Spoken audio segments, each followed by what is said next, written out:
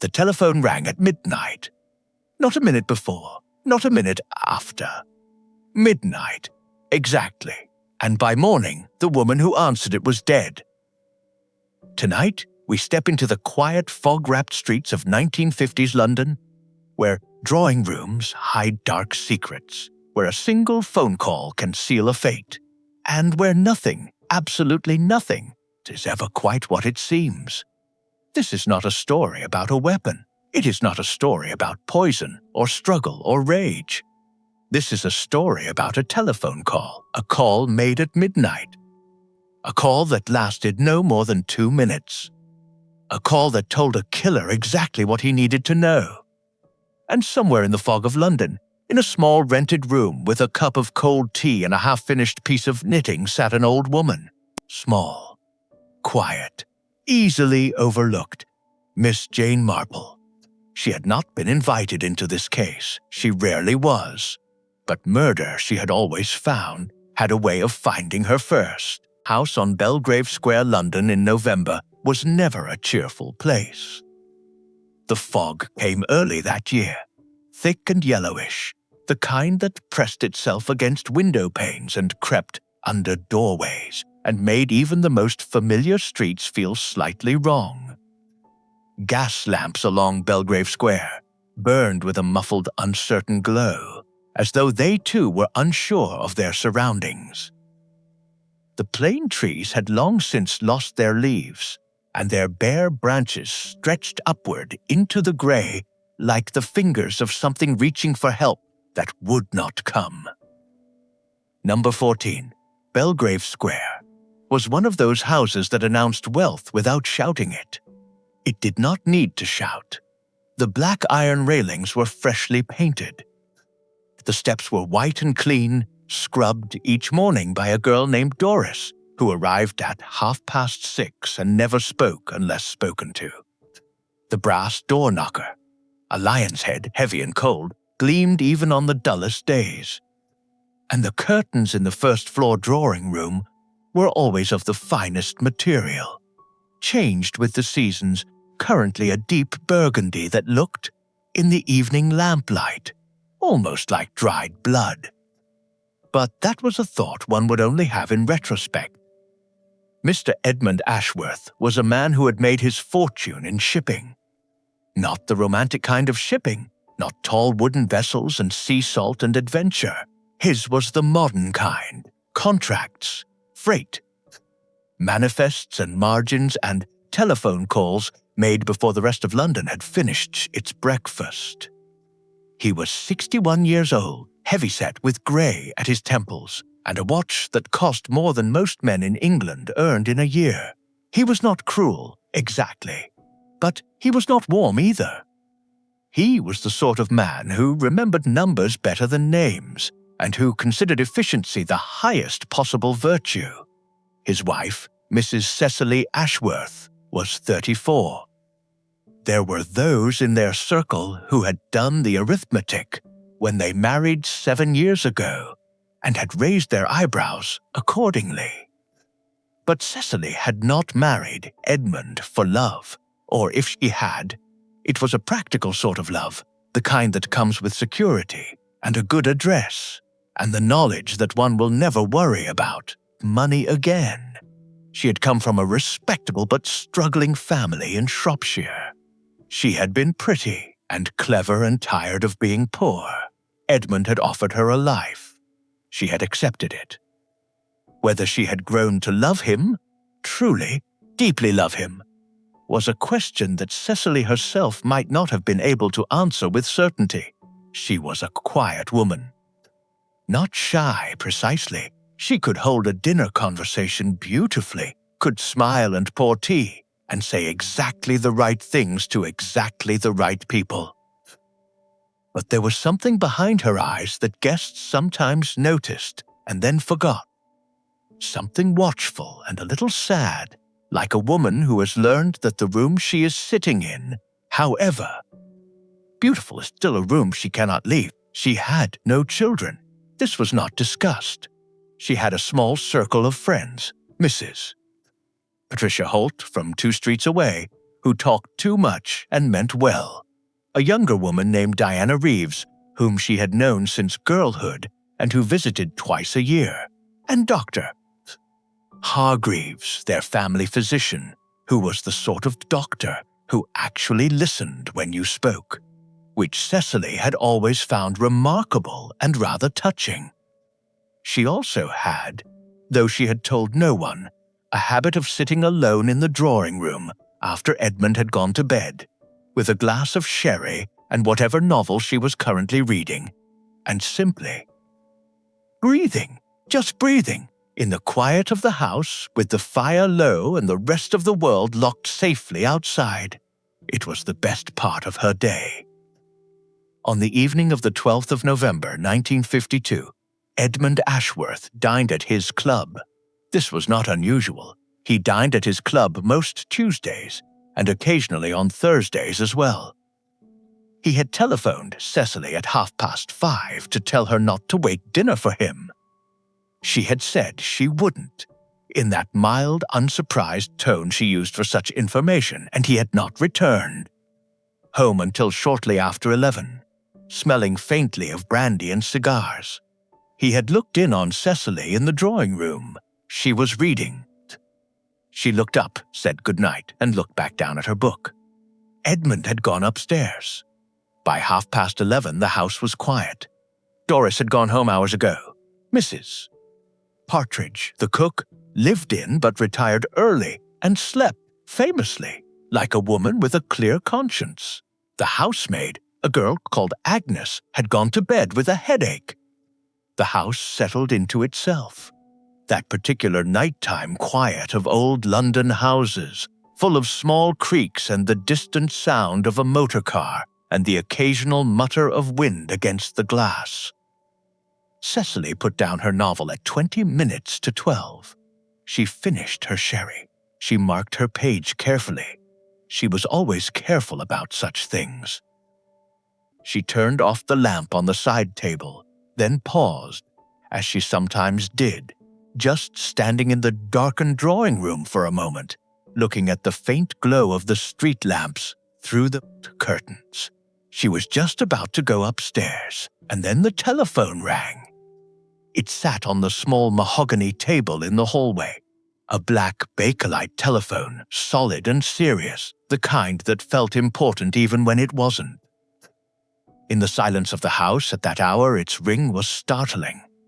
Not loud, exactly, but wrong, the way any sound is wrong when it arrives where silence was expected. Cecily stood in the drawing-room doorway for a moment. It was nearly midnight. Edmund was upstairs. Who would ring at this hour? She crossed the hallway and lifted the receiver. Hello? Her voice was calm. Cecily Ashworth had been raised to sound calm. There was a pause on the other end of the line. A breath, perhaps. Or simply the hiss of the connection, that hollow electrical sound that long-distance calls had in those days, as though the voice was traveling a very great distance indeed. Then a voice. It was low, neither clearly male nor clearly female, or rather, it was the kind of voice that had been made deliberately difficult to place. It spoke only 5 words. Is Edmund there with you? Cecily blinked. I beg your pardon, she said. Who is this, please? But the line was already dead. She stood holding the receiver for a moment, longer than necessary, listening to the silence of the disconnected line. Then she placed it carefully back in its cradle, as though it were something fragile. She stood in the hallway for a moment. The house was very quiet around her. She thought about going upstairs to tell Edmund, but what would she say? That someone had rung and asked if he was home? It was odd, certainly. Probably a wrong number. Probably nothing. She went upstairs. She did not tell Edmund. She was dead before morning. To the call that should not have come death in London arrives quietly. There is no thunderclap, no dramatic announcement. It simply settles, like the fog outside, like the cold that creeps under doors in November. And by the time anyone notices, it has already made itself quite at home. It was Agnes who found her. Agnes Briggs was 19 years old, a thin girl from Stepney with chapped hands, and a habit of arriving 3 minutes early to everything, because her mother had always said that lateness was a form of dishonesty. She had gone to bed the previous evening with a headache that had mostly cleared by morning, and she came downstairs at 6:30, intending to begin on the grates before Doris arrived. She did not get as far as the grates. Cecily Ashworth was lying at the foot of the staircase. She was on her back, one arm extended, her dark hair loose around her face. She was wearing her dressing gown, the pale blue one with the satin trim that Agnes had always privately thought was the most beautiful thing in the house. Her eyes were closed. She looked, Agnes would later tell the police, almost peaceful, almost like a woman who had simply lain down there for a rest. But the angle of her neck told a different story. Agnes did not scream immediately. This surprised her later. She had always imagined she would scream. Instead, she stood in the hallway for what felt like a very long time, holding the dustpan she had been carrying, staring. Then she set the dustpan down very carefully on the floor. Then she went to the telephone and rang for the police. Then she sat down on the bottom step, not too close to Mrs. Ashworth, and waited. And it was only then, in the waiting, that she began to shake. Detective Inspector Graves arrived at number 14 Belgrave Square at 7:15 in the morning. He was a compact, precise man of 48, with a narrow face and the kind of eyes that moved constantly and quietly around a room, cataloging details without appearing to do so. He had been a detective for 22 years. He had seen a great many things. He had learned over those years that the most important quality in his profession was not intelligence, though intelligence helped, but patience. The willingness to wait, to look again, to resist the temptation of the obvious.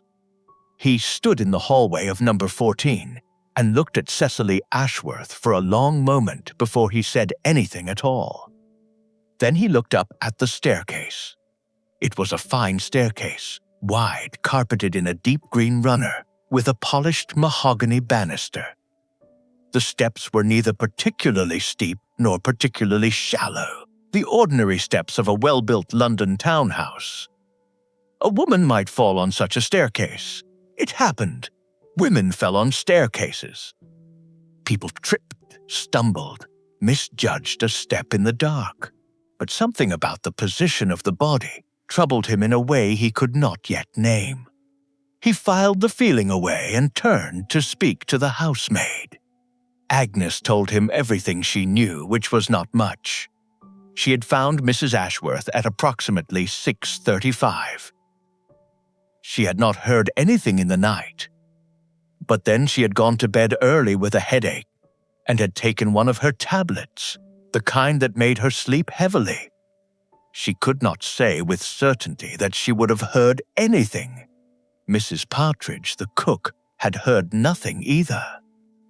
She was a solid, phlegmatic woman of 55, who seemed to regard the presence of police in her kitchen as a personal inconvenience rather than a tragedy, though Graves suspected this was shock. Dressed up as composure, Edmund Ashworth had been told at 6:45. He had come downstairs in his dressing gown, a man who had aged visibly in the space of a few minutes. His face was the color of old candle wax. He sat in the drawing room and answered Graves's questions in a voice that sounded like it was coming from somewhere very far away. Yes, he had dined at his club the previous evening. He had returned home at approximately 11. He had seen his wife briefly. She had been in the drawing room, reading. She had seemed perfectly well. He had gone to bed. He had heard nothing in the night. He had not known she was dead until Agnes knocked on his bedroom door. Graves watched him carefully throughout. Edmund Ashworth, was either a genuinely devastated man or a very good actor. In Graves's experience, the two were not always easy to tell apart. The police surgeon arrived at 7:30. His name was Dr. Finch, a cheerful, round-faced man who seemed constitutionally incapable of matching his manner to the gravity of his profession, though Graves had long since decided that this was simply how Finch coped and that it was no business of his. Finch examined Cecily Ashworth with brisk efficiency.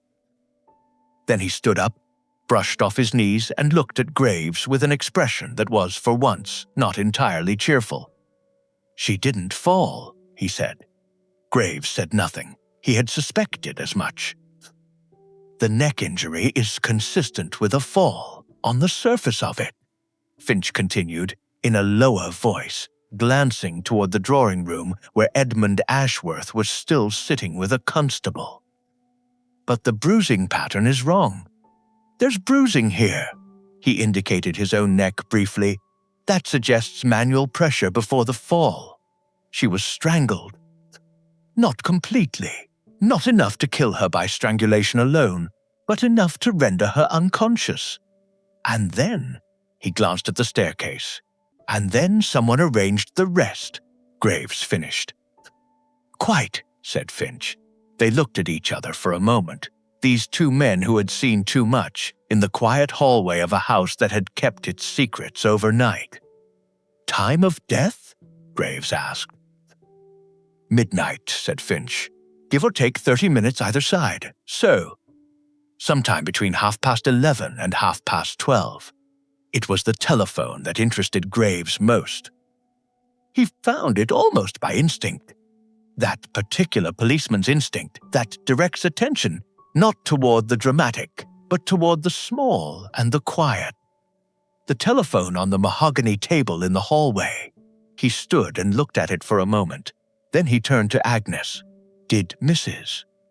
Ashworth receive any telephone calls yesterday evening?" Agnes thought about it. "Not that I know of, sir. But I went to bed early, 9:30 or thereabouts.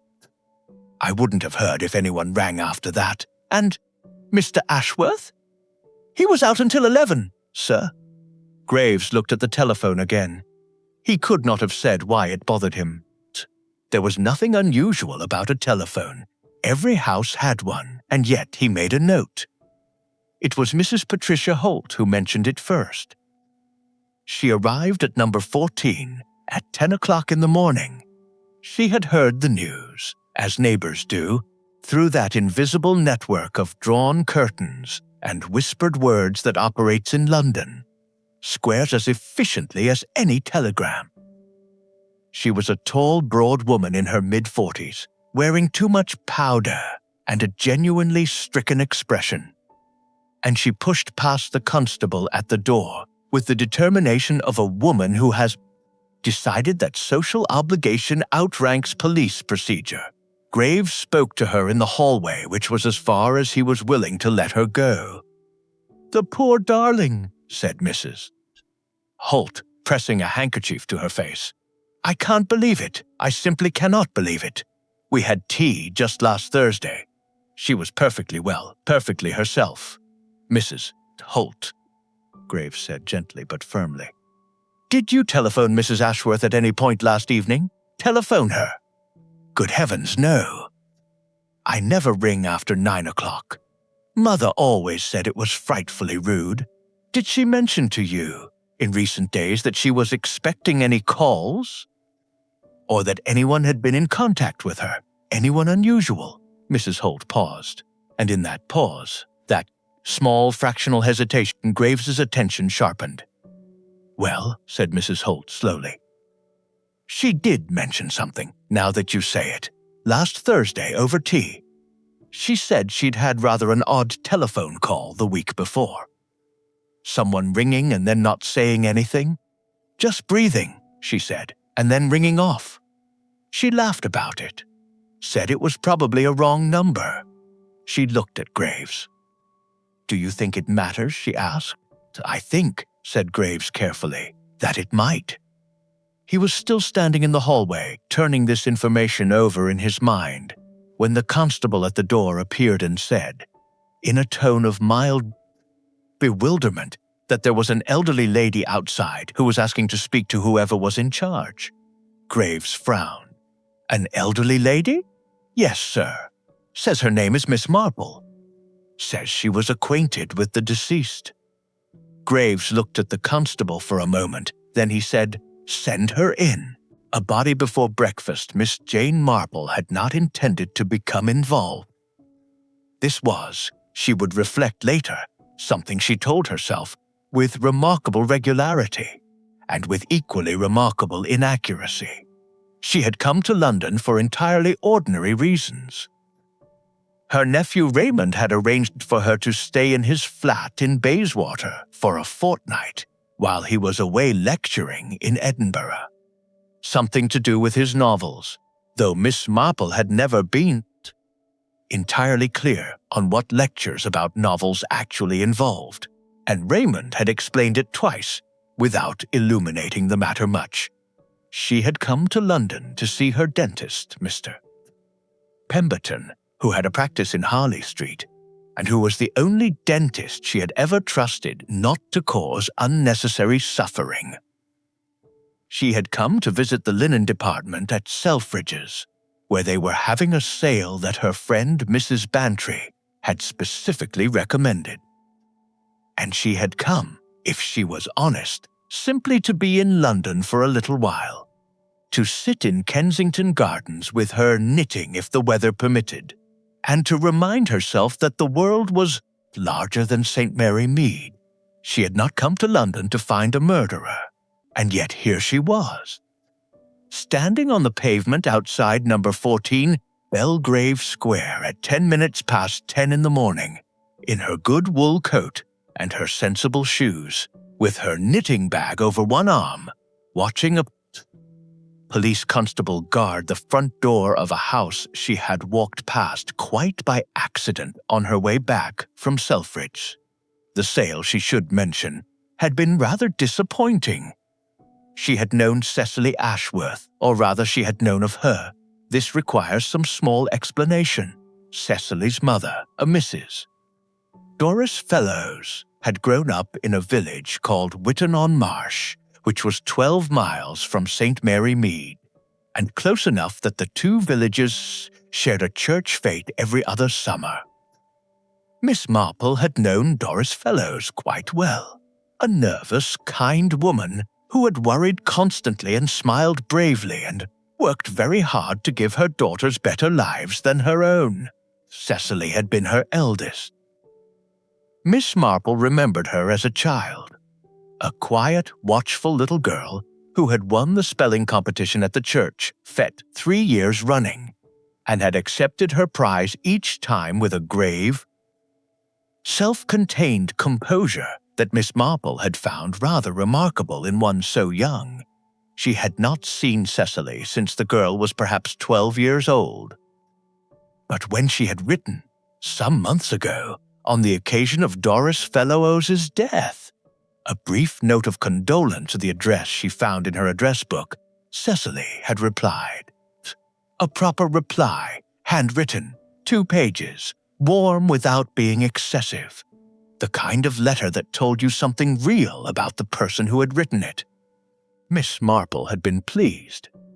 She had thought, I should like to call on her one day if I am ever in London. She had been meaning to telephone ahead and arrange a visit for the past week. She had not quite gotten around to it. Standing now on the pavement outside number 14, looking at the police constable and the police motor car and the particular quality of stillness that a house acquires when something terrible has happened inside it, Miss Marple felt a sharp and specific regret about that. She should have telephoned sooner, but she had not, and now it was too late. And the only thing to be done, the only useful thing, was to go in. Detective Inspector Graves was not what she had expected. Miss Marple had encountered a great many policemen over the years, and they fell, broadly speaking, into 2 categories. There were those who looked at a small, elderly, white-haired woman and saw exactly that. A small, elderly, white-haired woman, and concluded accordingly that she was irrelevant. And there were those, rarer and considerably more valuable, who looked at the same woman and noticed something else, something in the eyes, perhaps, or in the quality of attention. Graves, she decided within the first 30 seconds, was the second kind. He was sitting in the drawing room when she was shown in, perched on the edge of a chair with his notebook open, rather than settled into it, which told her he was a man who did not relax on duty. He stood when she entered, which she noted. He offered her a seat, which she accepted. He did not condescend, and he did not hurry her, and when she explained her connection to Cicely Ashworth, he listened with the particular quality of attention that meant he was actually hearing what she said, rather than simply waiting for her to finish. "You were a friend of her mother's," he said. "A neighbor," Miss Marple corrected gently. "In the country. I knew Cecily as a child. We had corresponded recently.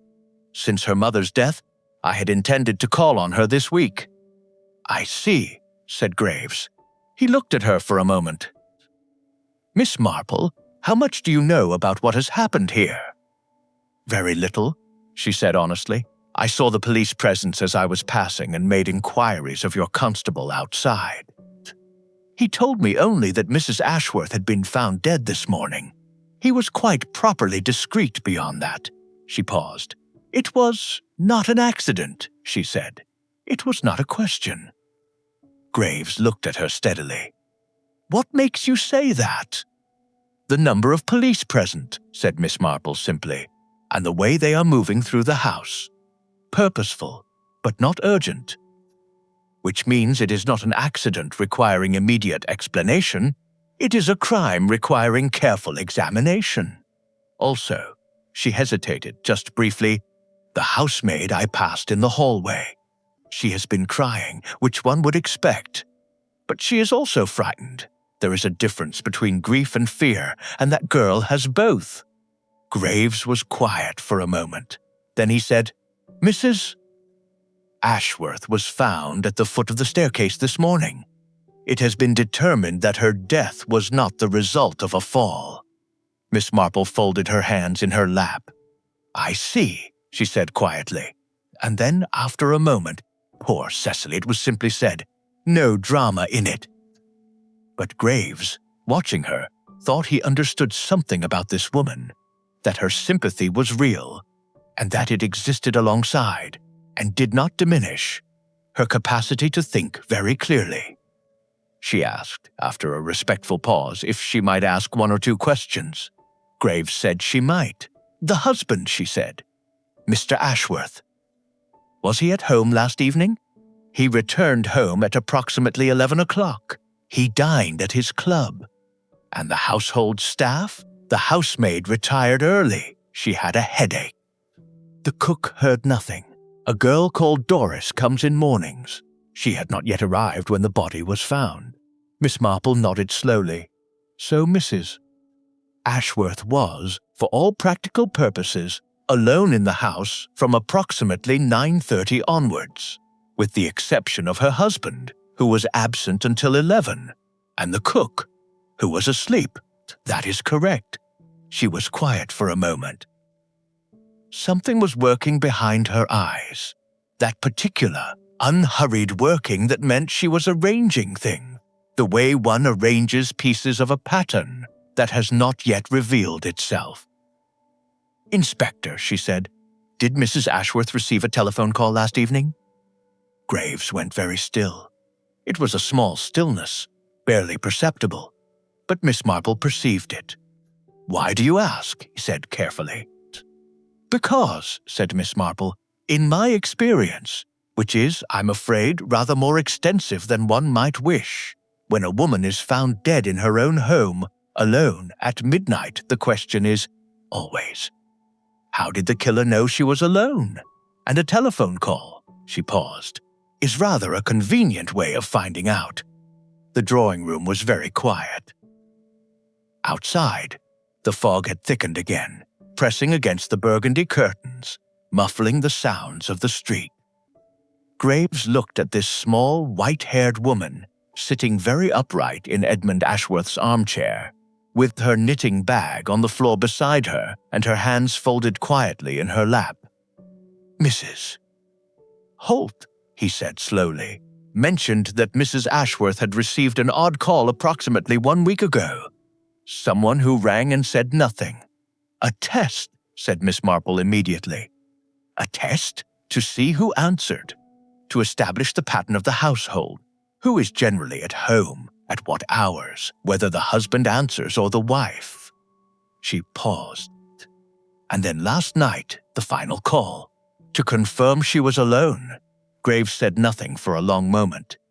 Then he picked up his pen.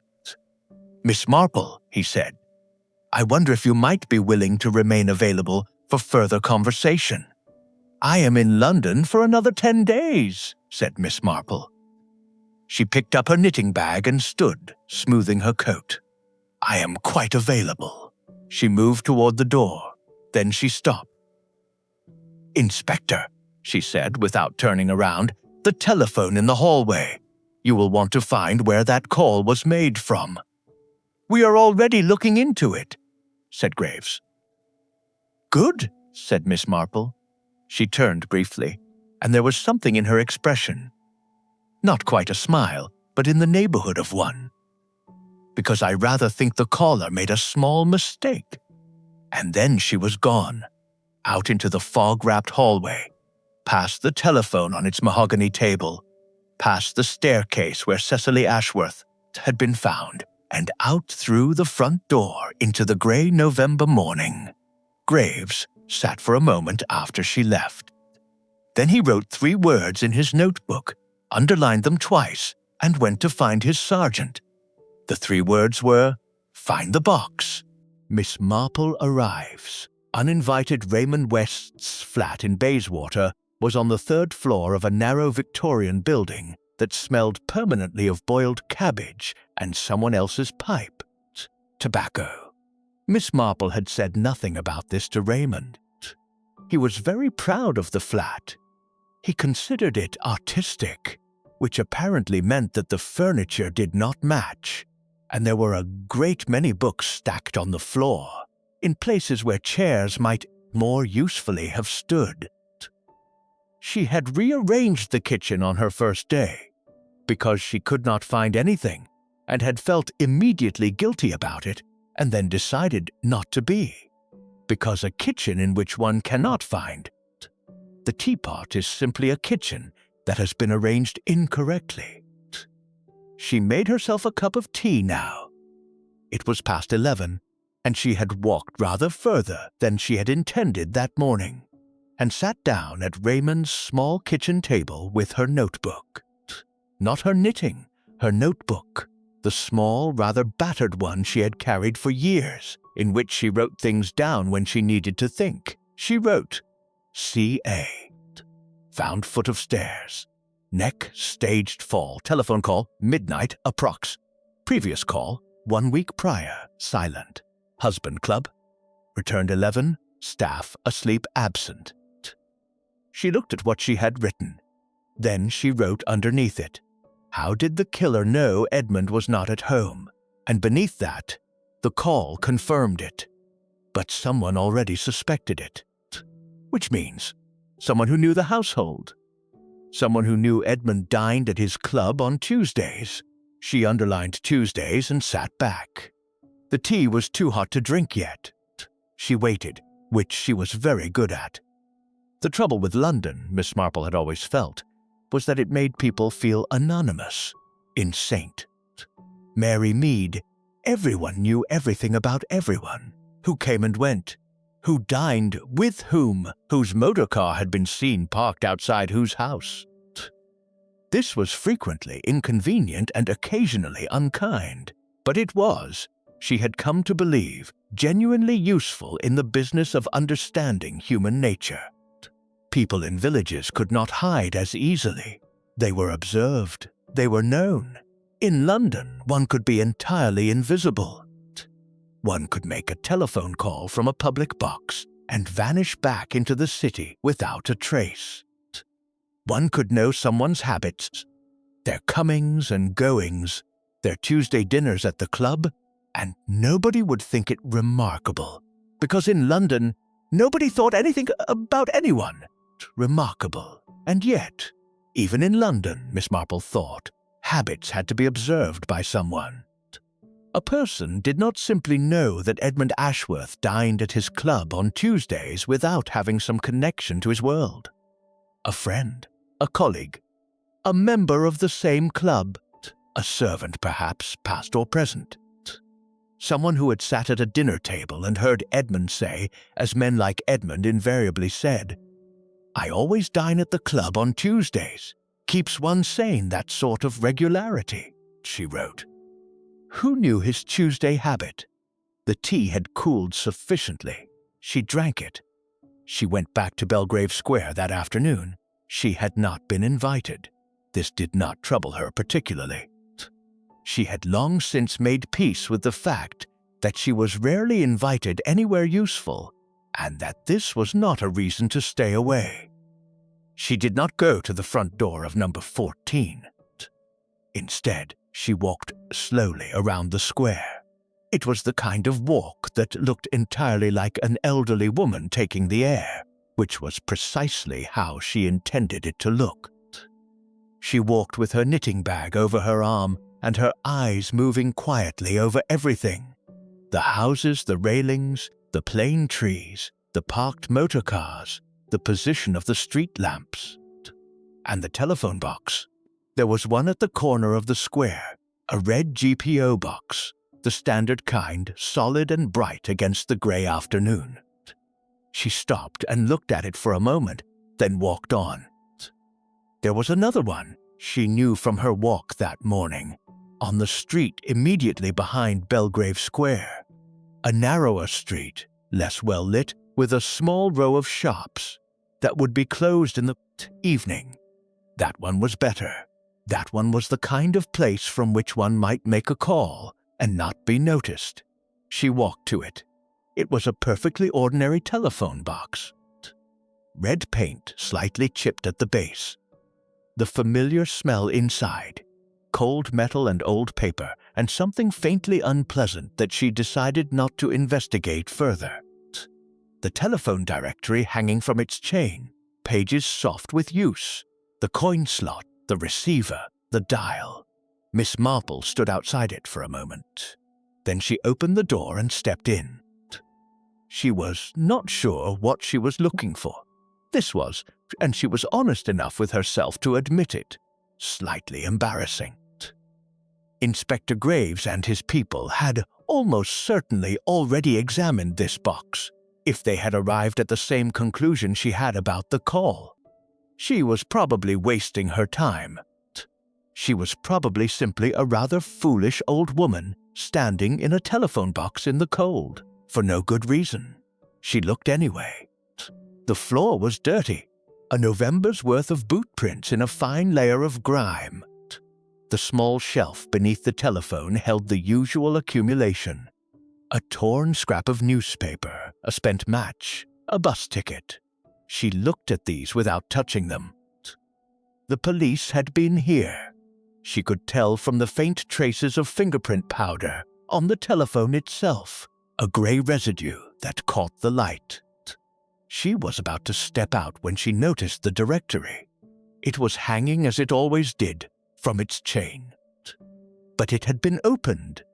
Recently, she thought, because the pages at that point were lying flatter than the surrounding pages, as though someone had held it open at that spot, and the spine had not yet fully recovered. She looked at the open pages without touching the directory. It was the residential listings, A through C. Her eyes moved down the columns. Ashworth, E.J. 14 Belgrave Square. She could see it clearly. Someone had looked up this number, here, in this box, recently enough that the directory still remembered. Miss Marple stood very still. Then she looked more closely at the page. not at the listing, but at the page itself.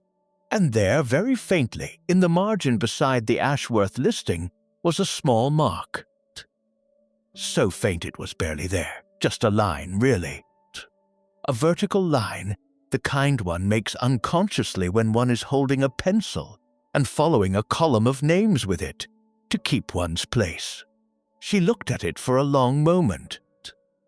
Then she straightened up, stepped out of the telephone box, and stood on the pavement in the cold afternoon air, thinking. The mark was nothing, really. The police had almost certainly seen it. It told one almost nothing, only that whoever had looked up the Ashworth number had done so with a pencil in hand. Which meant, what? Someone who carried a pencil. Someone who had been writing something, or intended to. Someone organized, perhaps. Someone methodical.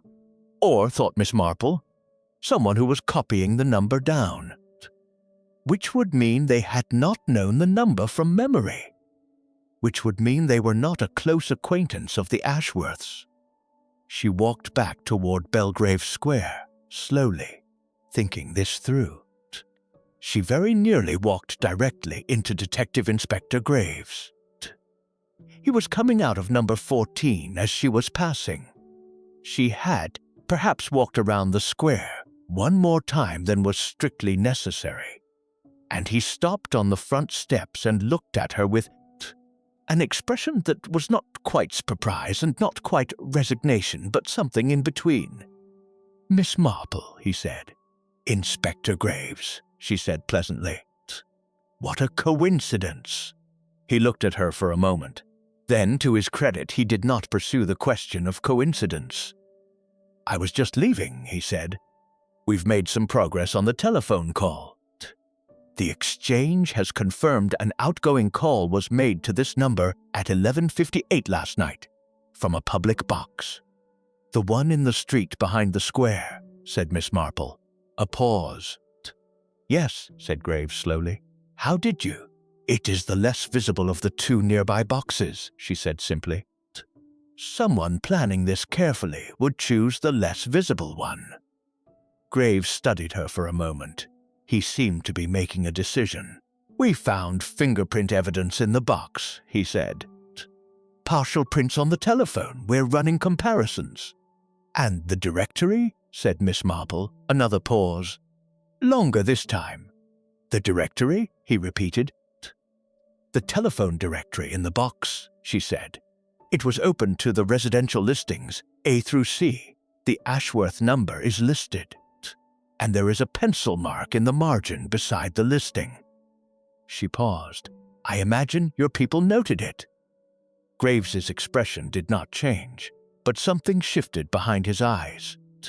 "Of course," he said, a fraction too smoothly. Miss Marple looked at him with an expression of perfect, gentle innocence. "Of course," she agreed. They looked at each other for a brief moment. Two people who understood each other rather better than either had quite intended. "Miss Marple," said Graves, "I wonder if I might call on you tomorrow morning.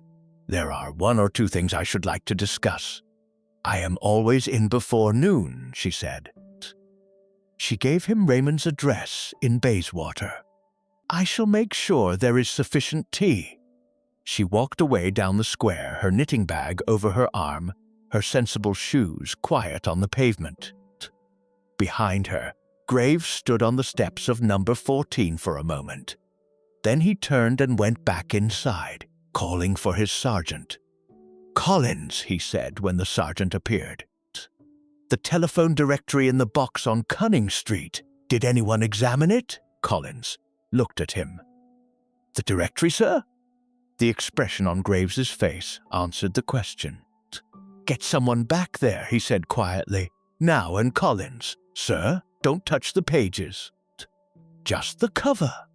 That evening, Miss Marple sat in Raymond's armchair, the one with the broken spring that she had learned to avoid by sitting slightly to the left, with her knitting in her lap, and her mind somewhere else entirely.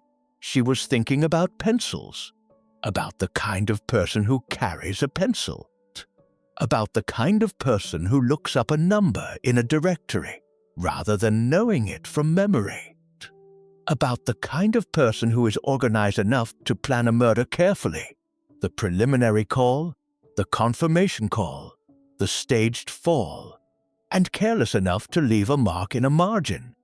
Everyone made mistakes, she thought, even careful people.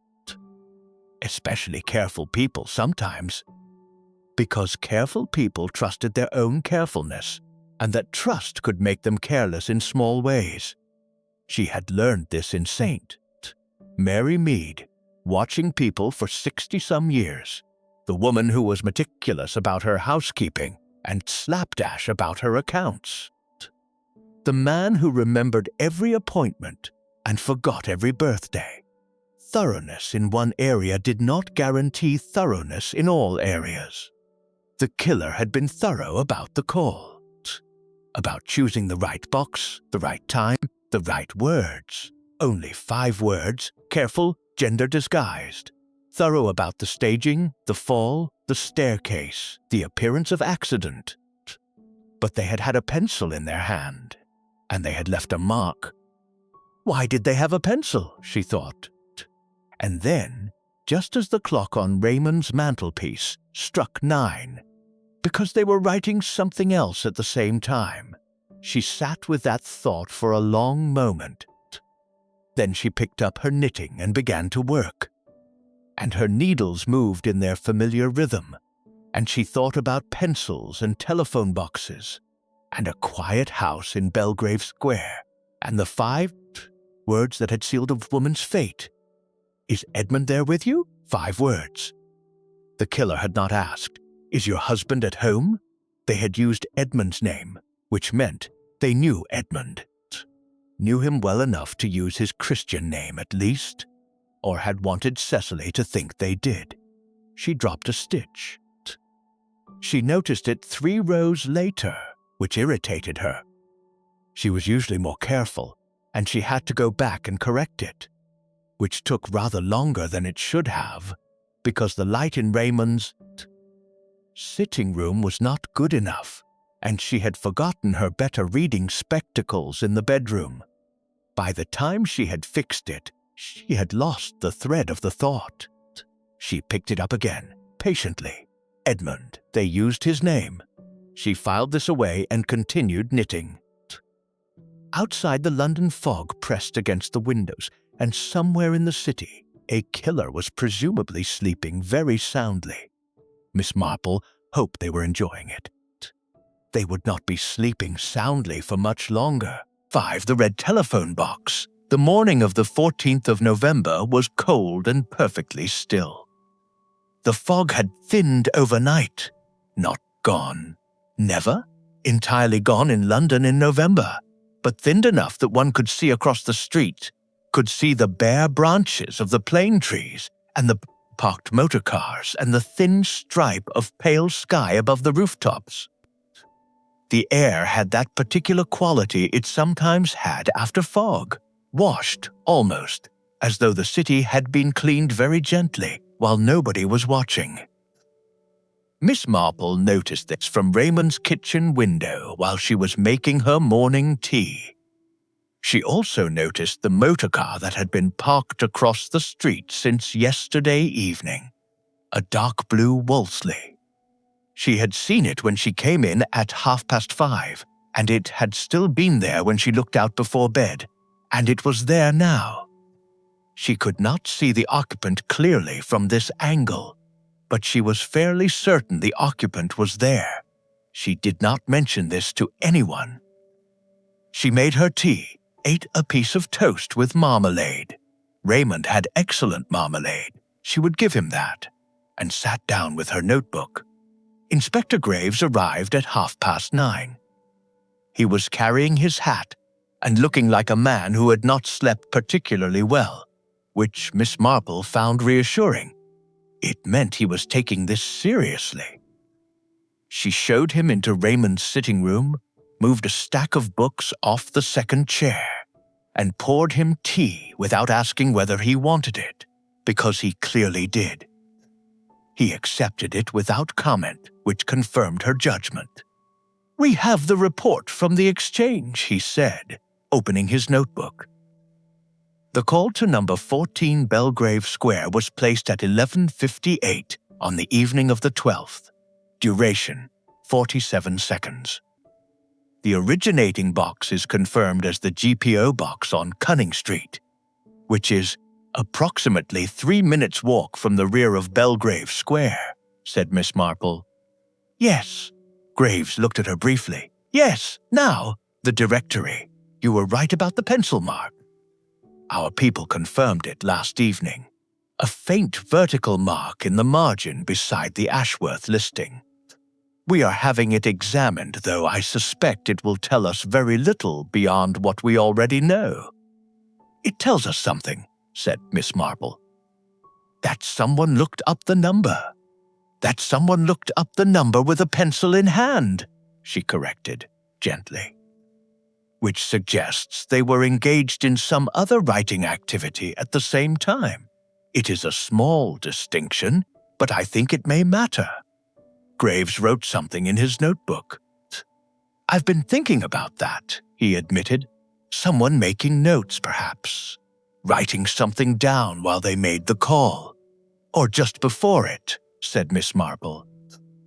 "The pencil was already in their hand when they looked up the number, which suggests the decision to look up the number was not spontaneous, exactly, but perhaps more immediate than the rest of the plan. As though something had just occurred, or just been confirmed, and they acted on it quickly." Graves looked at her steadily. "You think the call was not planned as far in advance as the murder itself?" "I think," said Miss Marple carefully, "that the murder was planned carefully and over some time. But the precise timing, the confirmation call on that particular evening, may have been triggered by something. Something the killer learned that day or that evening that told them, tonight is the night." The sitting room was quiet. Outside, a milk float passed with its familiar rattling sound, bottles clinking, the horses' hooves unhurried on the road. "Edmund Ashworth," said Graves. "He dined at his club on Tuesday evenings regularly. If someone knew that, then they would know any Tuesday was a possibility," said Miss Marple. "But they chose this particular Tuesday. Why?" Graves had no answer for that. Neither, quite yet, did she. They walked to Cunning Street together. This had not been precisely planned. Graves had simply said he was going back to examine the box again in daylight, and Miss Marple had simply put on her coat and come along, and he had not objected, which she took as encouragement. Cunning Street was exactly as she had remembered it. Narrow, slightly shabby, the kind of street that exists in every London neighborhood without being quite part of it. A tobacconist, a small grocery, a cobbler whose sign needed repainting. The shops were open now, but quiet, the kind of quiet that meant a Tuesday morning with few customers. The telephone box stood at the far end of the street, near the junction with a larger road. In daylight, it was more ordinary than it had seemed yesterday afternoon. Just a red box, like 1,000 others across the city. Someone had stuck a small notice to the inside of the glass. "Out of order, please use alternative." Miss Marple looked at this notice. "Is it out of order?" she asked. "No," said Graves. "That notice was put there by us. We didn't want members of the public using it until we'd finished our examination." "Sensible," she said. Graves produced a key. The boxes could be opened by post office personnel and unlocked the door. Miss Marple stood in the doorway and looked in as she had the previous afternoon, but now with better light and with Graves beside her. In daylight, the box was even less glamorous. The floor grime was more visible.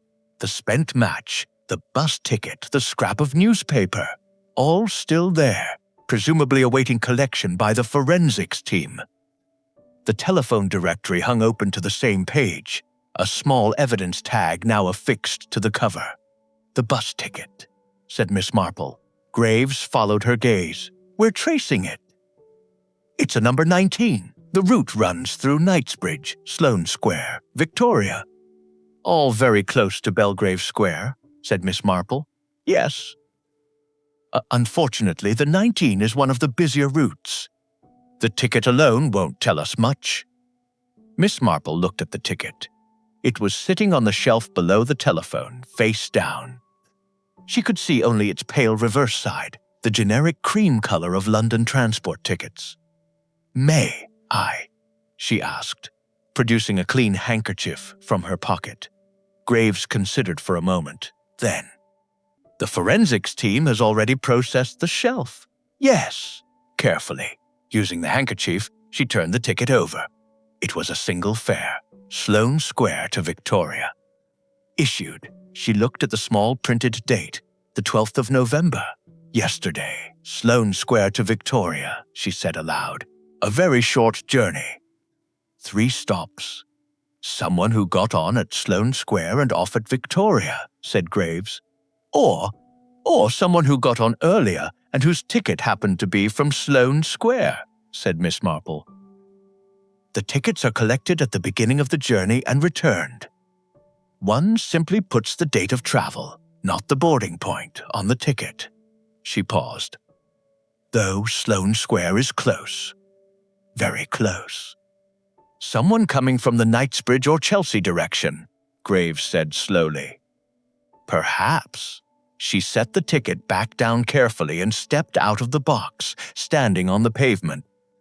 She looked up and down Cunning Street.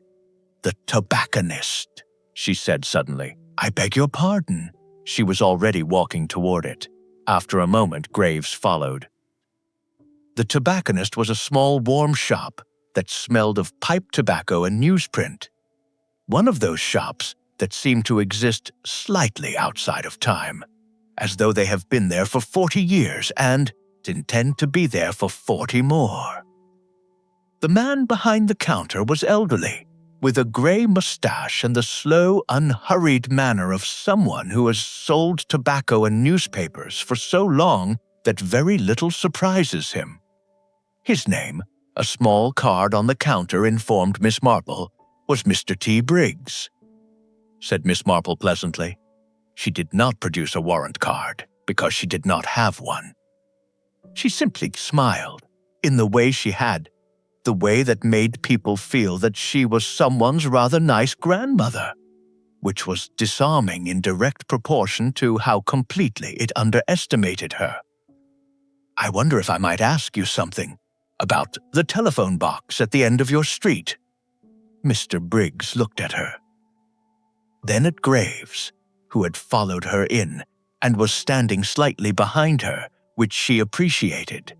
He had the instinct not to lead with the official manner when the unofficial one was working better. "Police, are you?" said Mr. Briggs to Graves. "Detective Inspector Graves, sir." Mr. Briggs seemed unsurprised. "Saw you lot around the box yesterday. Something happened?" "We're making inquiry," said Graves. "The evening of the 12th. Tuesday evening. Did you happen to notice anyone using the telephone box, Mr.?" Briggs thought about this with the thoroughness of a man who is not going to be hurried. "I close at 7, he said. "So anything after 7, I wouldn't know." "For 7 then," said Miss Marple. "Did you notice anyone?" "People use that box all day," said Mr. Briggs. "I don't generally take note." "Of course not," said Miss Marple sympathetically. "But sometimes one does notice something, without particularly meaning to. Someone who seemed out of place, perhaps. Or someone you hadn't seen before." Mr. Briggs considered this. "There was a woman," he said slowly, "in the afternoon. Around 4:30, 5 o'clock. I noticed her because she stood outside the box for a bit before going in. Like she was thinking about something." Miss Marple kept her expression perfectly pleasant and calm, though something quickened in her. That particular quickening she had learned not to show. "Can you describe her?" said Graves. "Middling height. Dark coat. Good quality, I'd say. Hat. Gloves." He paused. "Younger than you, older than the girls you see about these days. 40, perhaps?" 45. "Hair color," said Graves. "Couldn't say she had her hat on. Dark hat." "Did she make a call?" said Miss Marple. "She went in," said Mr. Briggs. "Whether she made a call or just looked something up, I couldn't tell you. She wasn't in there long." "And did she come into your shop at all?" Miss Marple asked. "No. Did you see which direction she came from or went in?" Mr. Briggs pointed. "She came from down there." He indicated the direction of the larger road, the bus route, and she went back the same way. Miss Marple thanked him with genuine warmth, bought a small packet of mints that she didn't particularly want, and walked back out onto Cunning Street with Graves beside her. "A woman," said Graves. "Apparently," said Miss Marple. "At 4:30, which may or may not be relevant," she said carefully. "The call was made at midnight. If this was the same person, and we cannot assume it was, she came in the afternoon to look up the number and returned in the evening to make the call." "That suggests," said Graves, "that she did not know the number. She had to look it up." "Yes," said Miss Marple, "which takes us back to what I said earlier.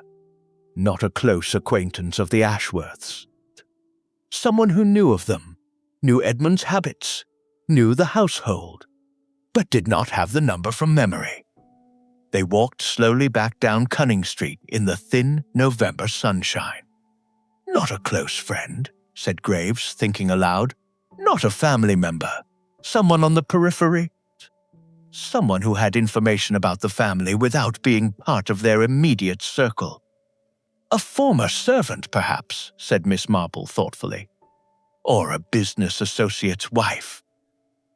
Or," she paused quite briefly, "someone connected to Edmund's club, someone who had heard him speak of his habits there." Graves looked at her. "Women aren't members of his club." "No," said Miss Marple. "But they are sometimes wives of members." She said this without emphasis, without drama.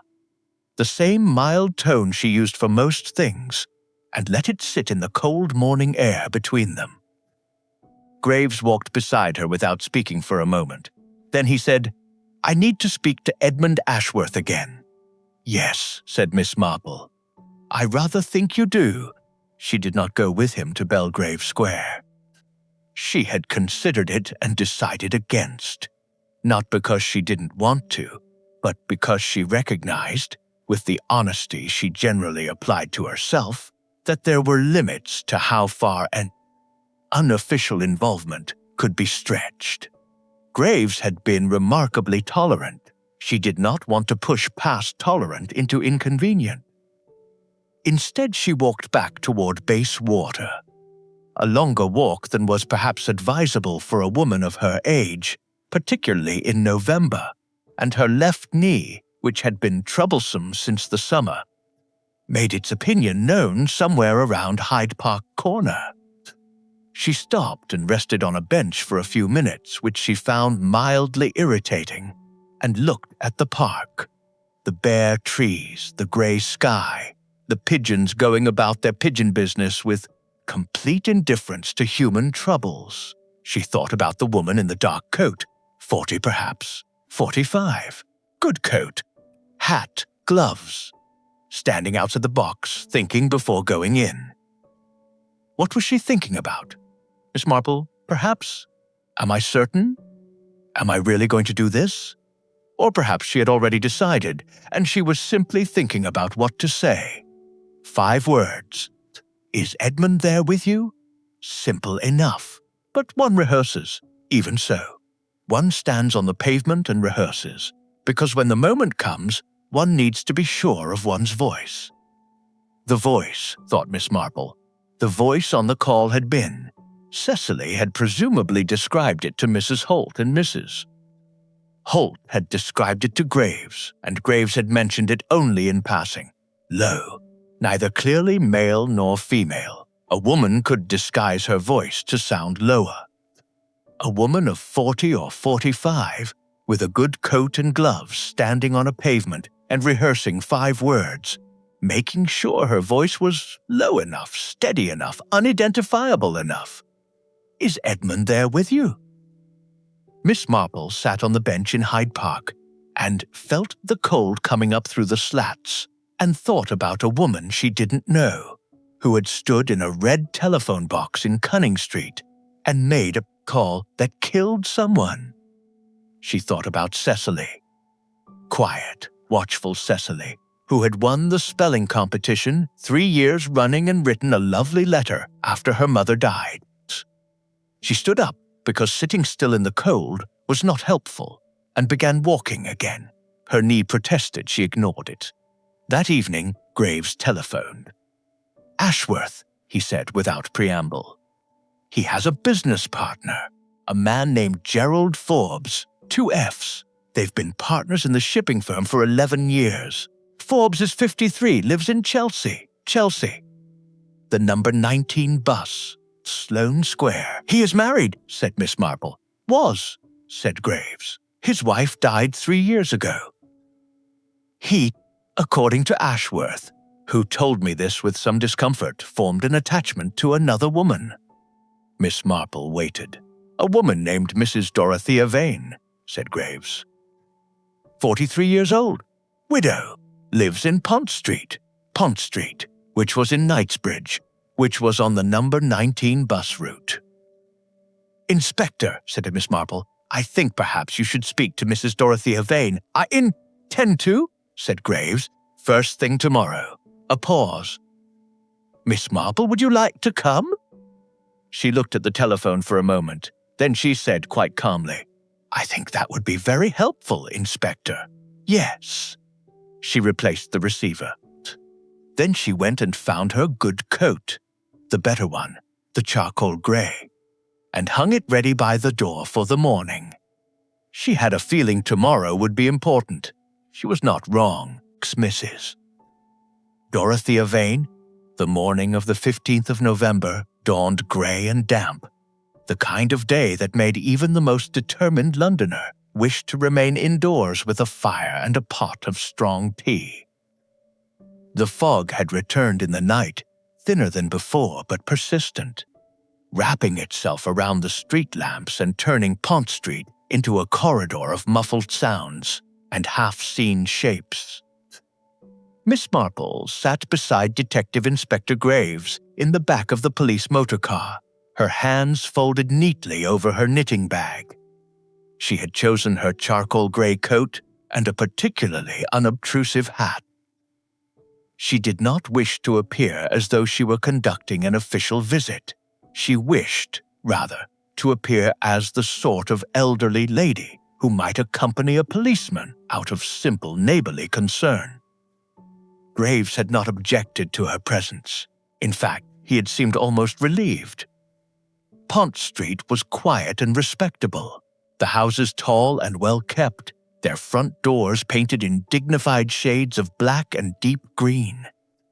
Number 27 had a small brass plate beside the bell and window boxes, still holding the withered stalks of last summer's geraniums. Graves rang the bell. They waited.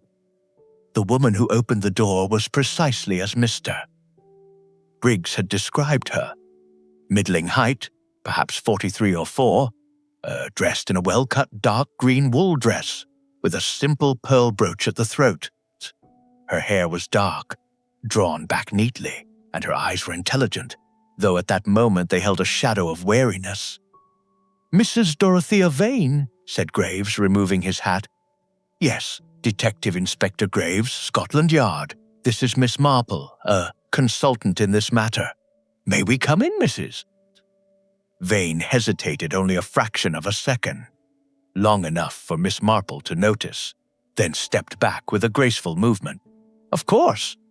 Please." The drawing-room was comfortably furnished, not ostentatious, but clearly cared for. A small fire burned in the grate. On a side table lay a leather-bound notebook and a silver pencil, placed precisely parallel to one another. Miss Marple's eyes rested on them for a moment. They sat. Tea was offered and accepted. Mrs. Vane poured with steady hands, though Miss Marple observed that the spout of the teapot trembled once, very slightly, against the rim of the first cup. "I understand you are acquainted with Mr. Gerald Forbes," Graves began, his voice courteous but direct. "Yes," said Mrs. Vane. "We have been friends for some time, and through him you know Mr. Edmund Ashworth." A small pause.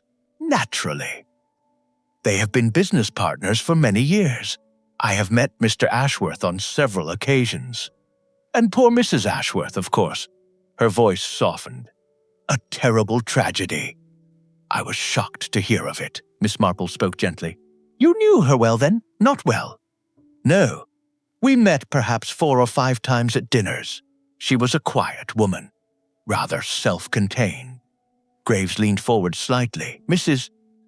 Vane, I must ask, where were you on the evening of the 12th of November?" A faint color rose in her cheeks, but her voice remained composed. "I was here, at home, alone.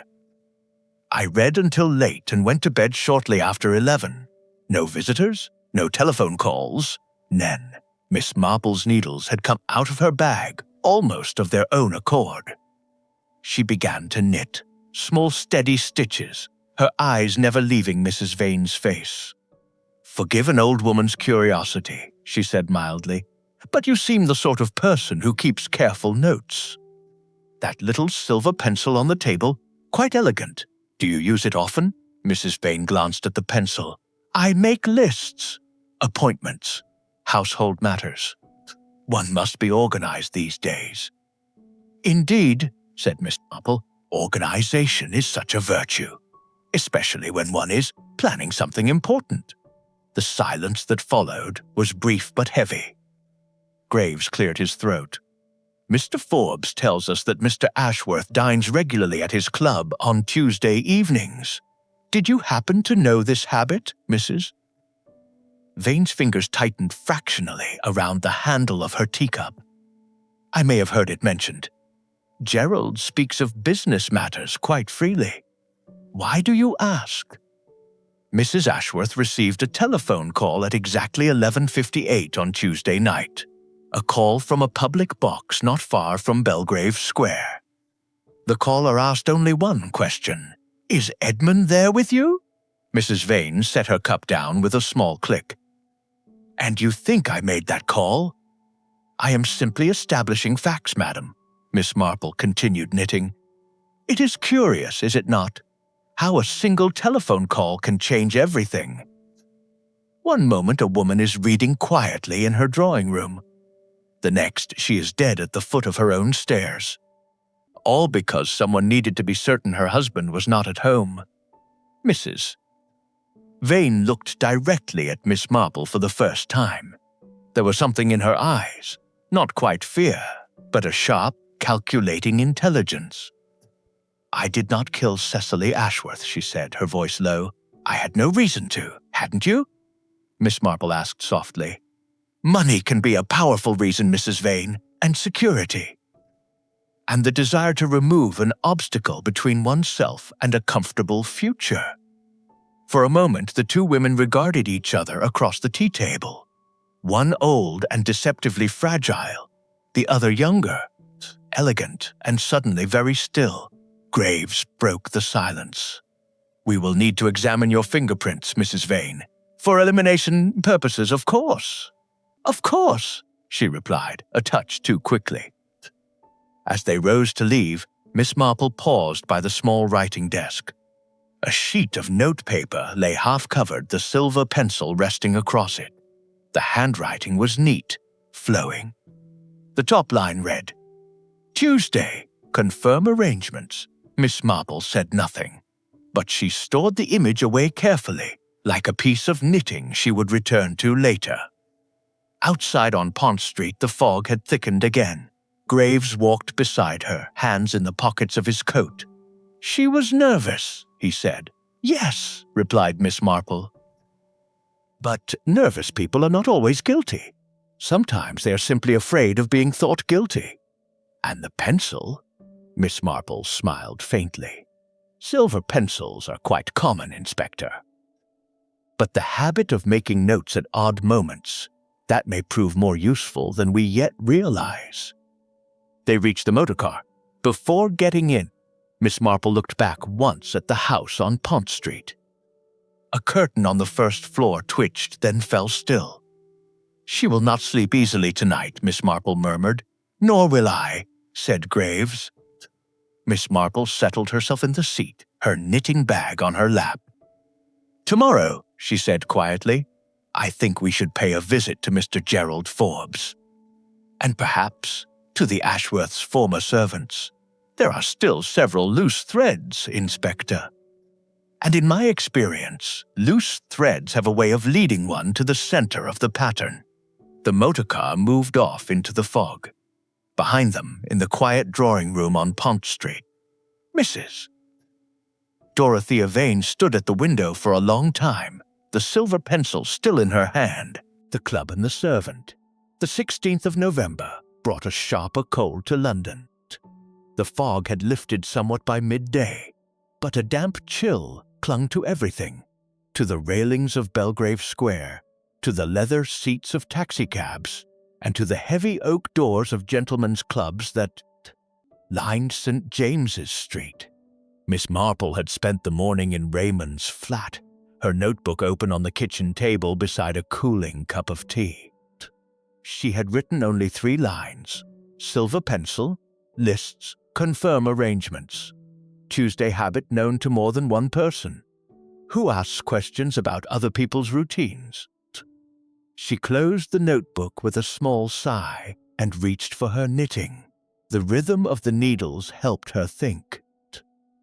Detective Inspector Graves arrived shortly after 11, looking rather more tired than the day before. He accepted a cup of tea gratefully and sat in the chair that creaked least. "I've spoken to Mr. Ashworth again this morning," he said. "He confirms that Gerald Forbes knew his Tuesday routine perfectly well. They often joked about it at the office. Keeps a man civilized, Ashworth apparently says." Miss Marple nodded. "And Mrs. Vane? She was at home alone on Tuesday night, as she claimed. No one can confirm it.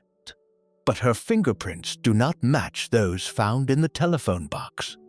Miss Marple's needles paused for a moment, then resumed. "That is interesting. Either she is innocent, or she was careful enough to wear gloves." Graves rubbed his forehead. "I'm going to the club now. White's, where Ashworth dines on Tuesdays. Would you care to accompany me? The staff may speak more freely to a lady." Miss Marple smiled. "I should like that very much, Inspector. Though I suspect they will speak more freely to you inside the club, and to me in the servants' entrance. Shall we divide the work?" A faint smile touched Graves's lips. "I expected nothing less." The club was exactly as one might imagine, hushed, paneled in dark wood, smelling of old leather, good cigars, and decades of masculine tradition. Graves was admitted without difficulty. Miss Marple, meanwhile, walked around to the side entrance used by tradesmen and staff. She found the housekeeper, Mrs. Reynolds, in a small, neat office just off the back corridor. Mrs. Reynolds was a woman of 50 or so, with iron-gray hair and the brisk competence of someone who had managed difficult gentlemen for 30 years. "Miss Marple," she said, after the introductions. "You are helping the police with poor Mrs. Ashworth's death?" "In a very small way," Miss Marple replied modestly. "I knew her mother many years ago. Such a sad business." Mrs. Reynolds softened. "Terrible thing. Mr. Ashworth has been coming here for years. Always on Tuesdays, regular as clockwork. Sat in the same corner of the dining room, had the same claret." "Did anyone ever ask about his habits?" Miss Marple inquired gently. "Recently, perhaps." Mrs. Reynolds thought for a moment. "Now that you mention it, there was a woman.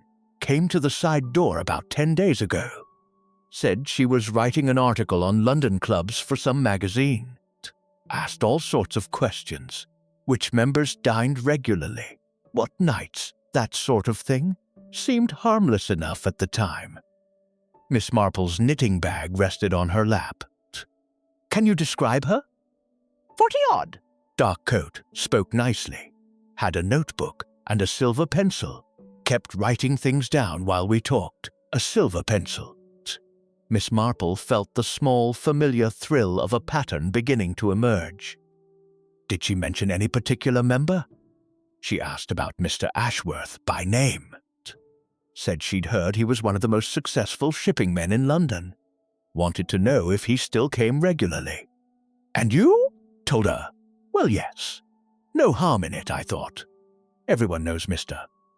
Ashworth dines here on Tuesdays." Miss Marple was quiet for a moment. Then she asked very softly, "Did this woman give a name?" "Vane, I think. Or perhaps it was Dane. I didn't write it down." Mrs. Reynolds suddenly looked uneasy. "Should I not have told her?" "You were not to know," Miss Marple said kindly. "But it may be important."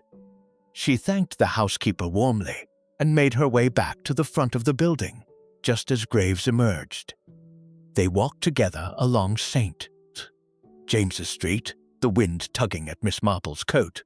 "She was here," Miss Marple said, 10 days ago, asking specifically about Mr. Ashworth's Tuesday evenings." Using a silver pencil and taking notes, Graves stopped walking. "Dorothea Vane?" "Almost certainly. The description matches. And the pencil." They continued in silence for a few moments. The fog was rolling in again from the river, softening the edges of buildings and turning passing taxicabs into ghostly shapes. "There is something else," Graves said at last. "I spoke to the head waiter inside. He remembered that on the Tuesday in question, Mr. Ashworth left the club a little earlier than usual, around 10:45 instead of 11. Said he had a slight headache and wanted an early night." Miss Marple's eyes sharpened, which means the killer's confirmation call at 11:58 was even more crucial. If Mr. Ashworth had come home earlier than expected. Exactly. They reached the corner where Graves's driver waited. Before stepping into the motor car, Miss Marple looked back toward the dignified facade of the club. "People think that in a big city one can remain invisible," she said quietly. "But habits are visible, Inspector. Routines are visible. And when someone takes the trouble to study another person's routine with a silver pencil and a notebook, well, that is not idle curiosity." Graves opened the door for her. "We'll bring Mrs. Vane in for further questioning tomorrow." Miss Marple settled herself in the seat. "Yes," she said. "But I think we should be very careful how we do it. She is an intelligent woman. And intelligent women who have made up their minds to do something dangerous are rarely easy to frighten." As the motor car moved off into the thickening fog, Miss Marple looked out at the passing streets and thought once more of that half-finished letter on Mrs. Vane's writing desk. "Tuesday, confirm arrangements." She wondered what else had been written on that page. The half-finished letter. The 17th of November was one of those quiet, grey days when London seemed to hold its breath. The fog had settled low and heavy again, turning the streets into tunnels of yellow lamplight even in the middle of the afternoon. In Raymond West's flat in Bayswater, Miss Marple sat by the window with her knitting. Though her fingers moved more slowly than usual, her mind was elsewhere. She had written in her notebook earlier that morning, "Silver pencil used twice. Telephone box plus club. Confirm arrangements." What arrangements? Cecily, why did she seem sad even in her own beautiful house? A soft knock sounded at the door. Inspector Graves entered, carrying a thin manila folder under his arm, and looking like a man who had spent too many hours reading small print by poor light. "I've brought the forensic report on the telephone directory," he said, without preamble, accepting the cup of tea Miss Marple poured for him. "You were right about the pencil mark. But there's more. Miss Marple set her knitting aside and folded her hands attentively. They found indentations on the page beneath the Ashworth listing. Graves continued.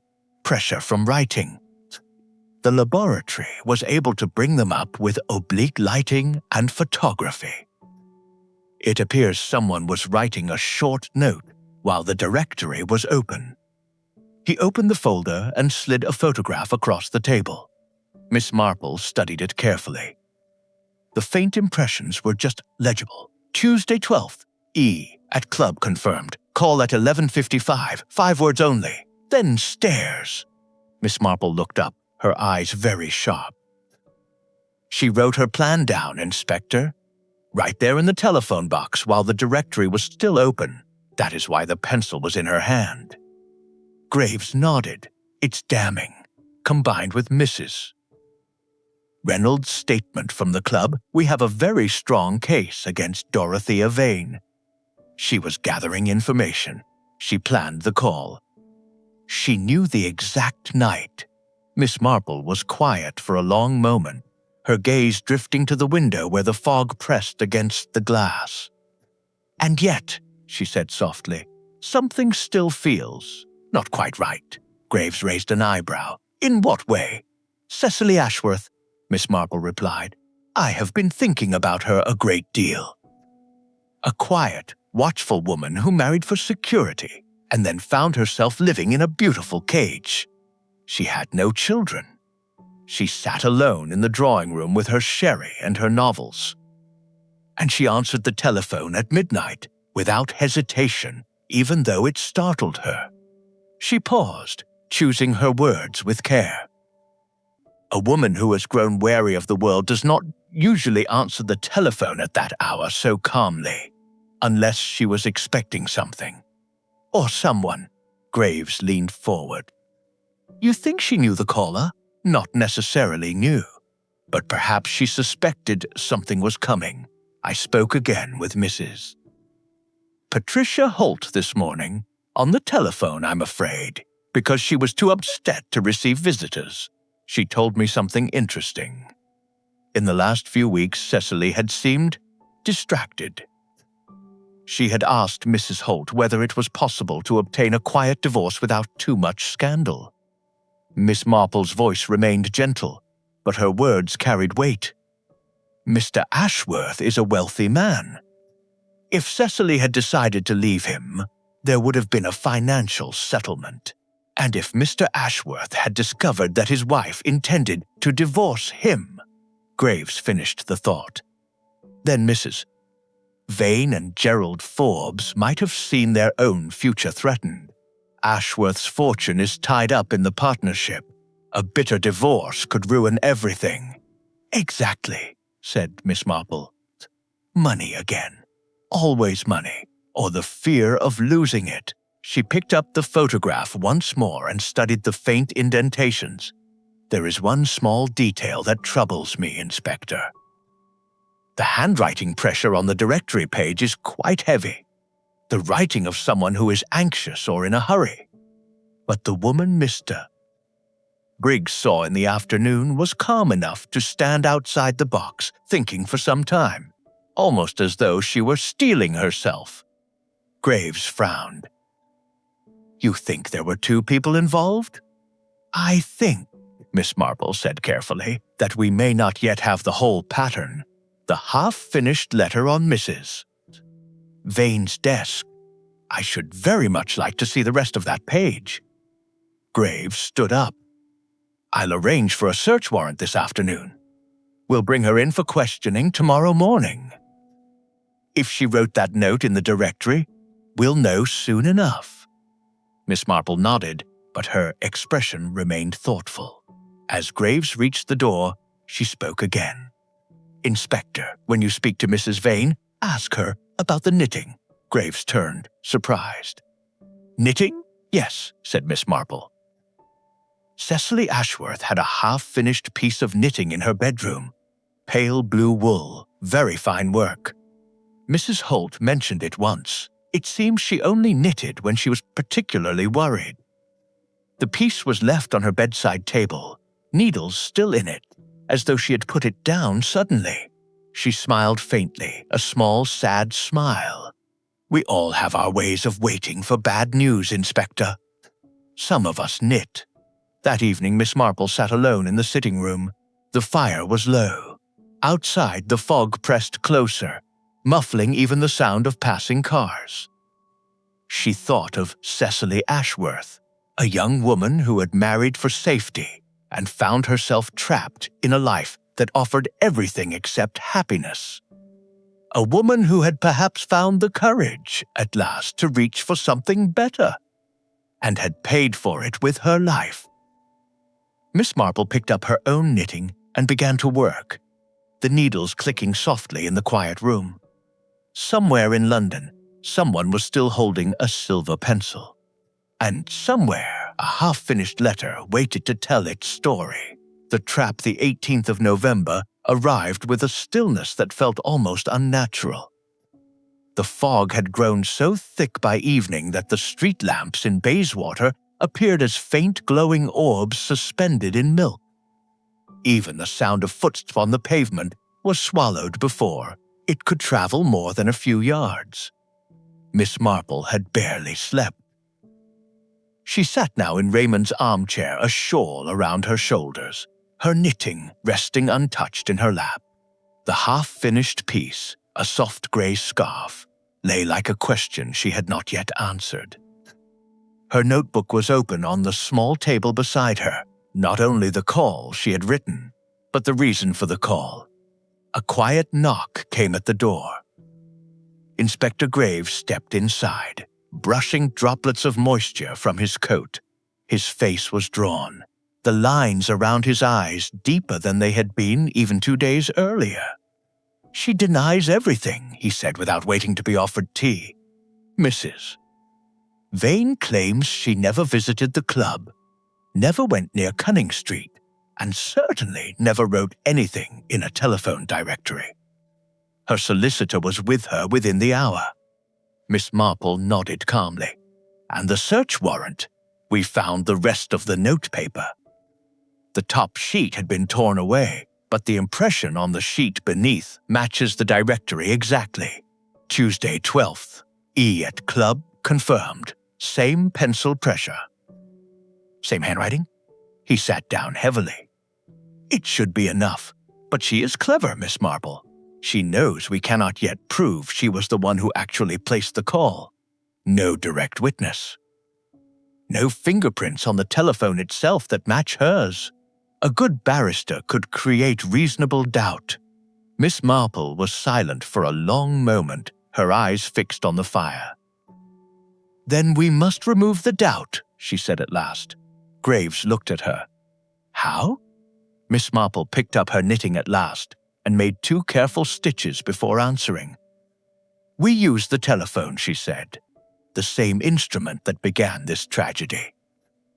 We let the killer believe that someone else knows what happened that night, and that this someone is about to speak." Graves leaned forward, interested despite himself. Miss Marple continued in her quiet, practical voice. "Tomorrow evening you will arrange for a small notice to appear in the evening papers. Something discreet.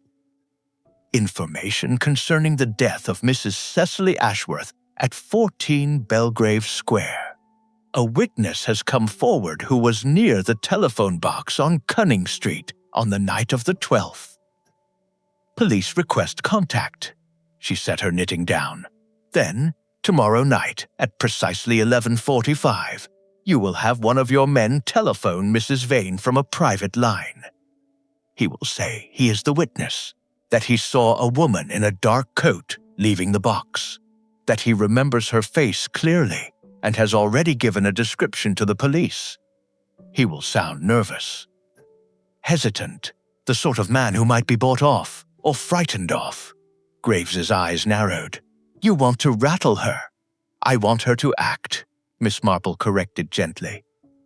"A guilty person who believes the net is closing will almost always try one last thing to save herself, especially if she believes no one is watching. And if she does nothing, "Then we shall know we have made a mistake," said Miss Marple simply. "But I do not think we have. The plan was set in motion with quiet efficiency. By 6 o'clock the following evening, the 19th of November, the small paragraph had appeared in 3 evening papers. Inspector Graves had chosen his man carefully, a young detective sergeant with a mild, slightly anxious voice. At 11:45 precisely, the sergeant placed the call from a quiet room at Scotland Yard. Miss Marple and Graves waited together in a plain police motorcar parked 2 streets away from Pont Street. The fog was so dense that the houses across the road were invisible. Only the faint glow of windows told them the city was still there. The minutes passed slowly. At 3 minutes past 12, the radio in the car crackled. "She's moving, sir," came the quiet voice of the watching officer. "Back door, dark coat. She's carrying something small, looks like a bag." Graves glanced at Miss Marple. She gave a single small nod. They followed at a careful distance. The police driver was skilled. The motor car moved like a shadow through the fog. Mrs. Vane did not take a taxi. She walked quickly, head down, turning into narrower streets until she reached a quiet cul-de-sac behind Sloane Square. There, she stopped at a public telephone box, not the one on Cunning Street, but another, smaller and more isolated. Miss Marple watched from the darkness of the car as Mrs. Vane stepped inside. The light came on automatically, illuminating her figure against the fog. They saw her lift the receiver. They saw her dial. Graves spoke softly into the radio. "Trace the call, now." The minutes stretched. Mrs. Vane spoke for less than a minute, then replaced the receiver. She stepped out, looked around once, nervously, and began walking back the way she had come. Graves gave the order. 2 constables moved in quietly and stopped her before she had gone 50 yards. When Graves and Miss Marple approached, Dorothea Vane stood very straight under the street lamp, her face pale but composed. "You have no right," she began. "We have every right," Graves said quietly. "We have traced your call. You telephoned Gerald Forbes. You told him the witness had come forward and that everything was about to collapse. You asked him what you should do." Mrs. Vane's mouth tightened. For the first time, real fear showed in her eyes. Miss Marple stepped forward. Her voice was gentle, almost kind. "You planned it carefully, my dear. The preliminary call a week earlier, the visit to the club, the note in the directory, the 5 words that would bring Cecily to the telephone at midnight. But you made one small mistake." Mrs. Vane said nothing. "You forgot," Miss Marple continued, "that when a woman is frightened, she sometimes turns to the very person who shares her secret. And Mr. Forbes, I am afraid, has already told us rather more than you realize. It was not entirely true." But in the thick fog, under the yellow lamplight, with the weight of the night pressing down, it was enough. Mrs. Vane's shoulders sagged, just a fraction. "I didn't kill her," she whispered. "I only made the call," Gerald said. "He said it would only be to frighten her, to make her agree to the divorce, quietly. He never told me he would." She stopped. Miss Marple looked at her with genuine sadness. "Murder," she said softly, "is so rarely done by one person alone, especially when money is involved." They took Mrs. Vane away in the police car. The fog swallowed the red tail lights almost at once. Graves stood beside Miss Marple on the quiet pavement. "Tomorrow," he said, "we bring in Forbes, and then the explanation." Miss Marple pulled her shawl a little tighter against the cold. "Yes," she said, "tomorrow it will all be over. But tonight, Inspector, I think I should like to go home and finish my knitting. There is still one small thread that does not quite fit." Graves looked at her questioningly, but Miss Marple only smiled her mild, sweet smile and said nothing more. The fog moved around them, thick and secretive, as though London itself were not yet ready to give up all its secrets. Drawing room explanation. The 20th of November was a day of thin, watery sunlight, the first in many days. It filtered weakly through the burgundy curtains of the drawing room at number 14, Belgrave Square, touching the furniture with a pale, almost reluctant light. The house still felt hushed, as though it had not yet recovered from what had happened within its walls. Miss Marple sat in the same armchair she had occupied on her first visit. Her knitting lay finished in her lap, the grey scarf completed in the small hours of the morning. Inspector Graves stood near the fireplace. Edmund Ashworth sat on the sofa, his face grey and hollowed. Gerald Forbes stood by the window, his hands clasped tightly behind his back. Dorothea Vane sat in a straight-backed chair, a policewoman beside her. She no longer looked elegant, she looked exhausted. Mrs. Patricia Holt had also been asked to attend. She dabbed at her eyes with a lace handkerchief, though whether from genuine grief or nervous excitement was difficult to say. Graves cleared his throat. "Miss Marple has asked to explain certain matters. I have agreed. What she says will be recorded." All eyes turned to the small, white-haired lady who sat so quietly, her hands resting on her knitting. Miss Marple began in her usual mild voice. "This was never a simple story of rage or passion. It was a story of calculation. Of two people who wanted a comfortable future and saw one quiet, watchful woman standing in their way." She looked at Gerald Forbes. "You and Mrs. Vane had been planning for some time. Mr. Ashworth's money, the shipping firm, the life you both desired. All of it was threatened because Cecily had decided to seek a divorce. A divorce would have meant lawyers, settlements, perhaps even the exposure of your affair. So you decided she must be removed." Forbes opened his mouth, but Miss Marple continued gently. "The plan was clever. First, the silent call a week earlier, to test who answered the telephone at night and to accustom the household to odd calls. Then Mrs. Vane's visit to the club, where she learned, or confirmed, that Mr. Ashworth dined there every Tuesday. She made careful notes with her silver pencil. Later that same afternoon, she went to the telephone box on Cunning Street, looked up the Ashworth number, and wrote her instructions while the directory was still open." Miss Marple's eyes moved to Dorothea Vane. "On the night of the 12th, you made the confirmation call at exactly 11:58. 5 words only. Is Edmund there with you? Enough to bring Cecily to the telephone. Enough to confirm she was alone. You disguised your voice. You were careful. But you left a pencil mark, and you left impressions on the page beneath." Mrs. Vane stared at the carpet and said nothing. Miss Marple turned back to Forbes. "While Mrs. Vane was making the call, you were already inside the house, or waiting nearby. You had let yourself in earlier, perhaps with a key obtained through your long association with the family. You waited in the shadows until the telephone rang.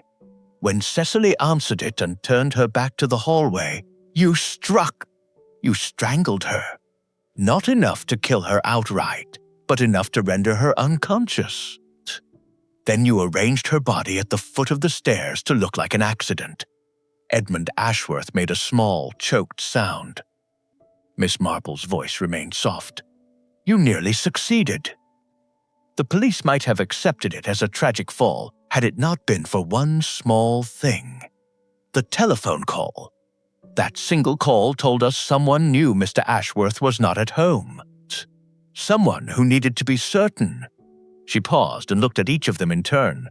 But there was another small thread. Cecily had begun knitting again. Pale blue wool, very fine. She only knitted when she was deeply worried. On the night she died, she had put her knitting down suddenly. I believe she had decided to tell her husband about the divorce, the very next morning. That decision sealed her fate. Gerald Forbes spoke at last, his voice hoarse. You can't prove any of this. Actually, said Graves quietly, we can. You made a mistake after Mrs. Vane's panicked call last night. When we brought you in, you tried to shift all the blame onto her. But the forensics on the banister and the bruising confirm a man's hands, larger than Mrs. Vane's. And we have a witness, the former club servant you paid to look the other way when you left early that night. Forbes's shoulders slumped. The fight went out of him. Miss Marple folded her knitting neatly and placed it in her bag. Murder is so very sad, she said, especially when it is done for money that would never have brought happiness anyway. Cecily wanted only a little freedom. Instead, she received a telephone call at midnight.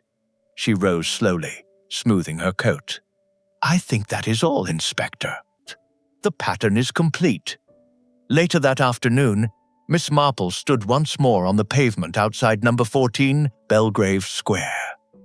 The fog had lifted entirely. A pale sun shone on the white steps and the black railings. The house looked ordinary again. Just another fine London home. Inspector Graves walked her to the corner. You'll be returning to St. Mary Mead soon? He asked. Tomorrow, said Miss Marple. My nephew will be back, and I have missed my garden. London is very interesting, but one grows tired of fog. Graves smiled. A rare, genuine smile. We would not have solved this without you. Miss Marple patted his arm gently. Nonsense, Inspector. You would have found your way. I merely noticed a few small things. She turned to go, then paused. One last thing.